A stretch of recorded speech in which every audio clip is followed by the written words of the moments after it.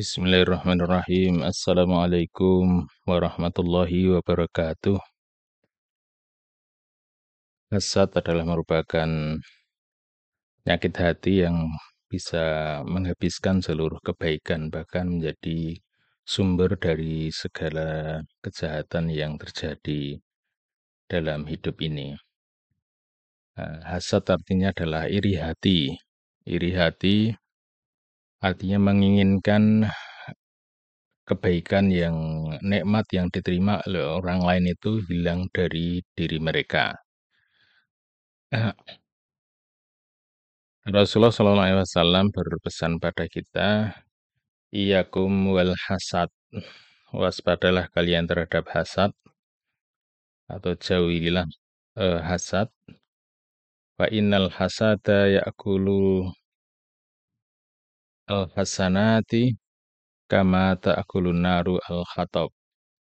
Maka sungguhnya hasad itu memakan kebaikan-kebaikan sebagaimana al-khatab, itu sebagaimana api yang menghabiskan kayu bakar.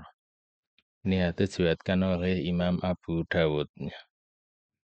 Jadi memang hasad ini menjadi sumber dari segala kejahatan, atau asal mula dari berbagai macam kejahatan ini dimulai dari hasad.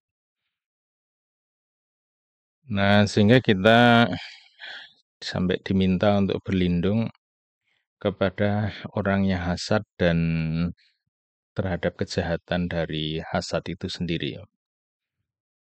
Di akhir surat Al-Falaq itu disebutkan min syarri hasidin idza hasad, dan dari kita berlindung kepada Allah dari orang yang hasad ketika sedang hasad. Nah, hasid artinya orang yang hasad, kemudian idza hasad artinya ketika dia sedang hasad. Nah, maksudnya adalah bahwa ada orang yang hasad tapi hanya menyimpan dalam dirinya, di hatinya.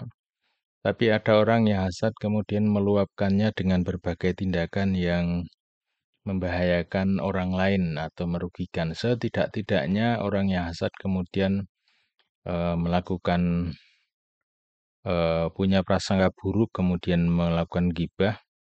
Kalau meningkat lebih jauh lagi bisa memberi fitnah, dan yang lebih lagi bisa menjegal, bahkan bisa sampai melakukan intimidasi dan kejahatan yang lebih lagi. Sehingga banyak sekali peperangan-peperangan yang terjadi itu karena diawali dari hasad ini. Jadi ketika orang itu melihat kepada kelebihan yang dimiliki oleh orang lain, karunia yang dimiliki oleh orang lain, maka kemudian timbullah iri hati dan kemudian berusaha untuk mendapatkannya pula dengan berbagai macam cara. Nah, tapi yang menjadi satu pertanyaan, apakah hasad ini juga bisa sepenuhnya dihilangkan dari hati kita? Nah, sebenarnya hasad ini memang bawaan orang sejak lahir ya. Walaupun porsinya inilah yang perlu diberikan ukuran yang sekedarnya saja ya. Artinya perlu diberikan pengendalian ya. Jadi setiap kita sejak bayi sudah ada, sejak kecil ya, gitu sudah punya bawaan untuk hasad. Sehingga ketika anak kecil bermain melihat mainannya orang lain, maka ada keinginan tertarik untuk memiliki permainan orang lain ya. Nah, itu pun kemudian semakin berkembang begitu. Jadi setiap kali dia memiliki keinginan, kemudian atau setiap kali dia melihat orang lain memiliki sesuatu, maka tumbuhlah dalam dirinya keinginan untuk mendapatkannya pula. Nah, kadang-kadang itu disertai juga atau seringkali disertai dengan iri hati kenapa dia punya yang seperti itu. Nah, oleh karena itu maka hasad ini sebenarnya kemudian yang bisa kita lakukan adalah kita kelola. Kita kelola dalam artian ya kita menjaga diri kita supaya tidak mengalami overdosis dari hasad ini. Kalau misalnya orang punya keinginan kepada apa yang dimiliki oleh orang lain, sesuatu yang bagus, satu prestasi yang dimiliki oleh orang lain, ini adalah hal yang sangat wajar ya. Karena kita melihat barang bagus, pasti kita tertarik. Melihat orang yang berprestasi, kita juga ingin mendapatkan prestasi yang seperti itu pula. Dan ini hal yang sangat wajar ya. Ya, malah justru lumrahnya seperti itu. Seperti hanya perlombaan lari, tentu tidak menarik kalau masing-masing tidak ingin jadi juara. Yang menjadi menarik ketika semua orang berkompetisi untuk ingin menjadi nomor satu. Nah, disitulah kemudian kita perlu mengendalikan keinginan itu supaya tetap dalam eh, kompetisi yang fair dan tidak kemudian ingin menjegal orang lain ya, menumbuhkan kejahatan kepada orang lain. Nah, ini adalah satu kesadaran dalam diri kita, sehingga kalau sebenarnya yang bisa kita lakukan terhadap hasad ini adalah mengelolanya. Nah, mengelola hasad ini, bahkan hasad ini kalau dikelola dengan baik, justru bisa menumbuhkan semangat untuk berprestasi. Bukankah kalau kita melihat orang lain kemudian punya prestasi, kemudian kita ingin seperti dia, maka yang kita lakukan adalah melakukan ikhtiar dan usaha untuk mengejarnya. Nah, kalau bisa terkejar ya alhamdulillah bagus, tapi kalau tidak terkejar setidak-tidaknya kemudian kita mendapatkan peningkatan dalam diri kita. Ada capaian-capaian yang lebih bagus yang bisa kita dapatkan. Nah, ini kan terdorong dari rasa iri hati melihat orang lain ya. Walaupun iri hatinya dalam hasad itu menginginkan eh, apa itu nikmat yang dimiliki orang lain itu hilang. Nah, tapi ini dimulai dari keinginan untuk mendapatkan hal yang sama gitu ya. Nah, bahkan ketika orang itu kecewa, kemudian merasa sedih, merasa tidak mendapatkan apa yang diinginkan, yang dimiliki oleh orang lain, itu bisa saja menumbuhkan satu eh, lebih tinggi lagi dari istilah iri hati, tapi dendam. Nah, kalau dendam ini bisa dikelola dengan baik, justru akan memacu diri kita untuk melakukan hal yang lebih.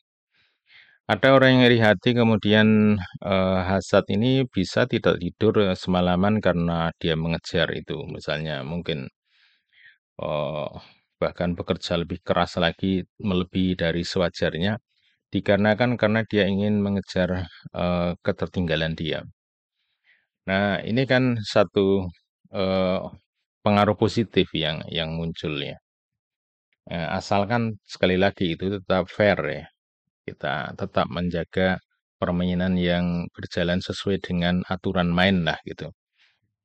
Nah, bahkan dalam agama sekalipun ada istilah hasad, hasad yang diperbolehkan.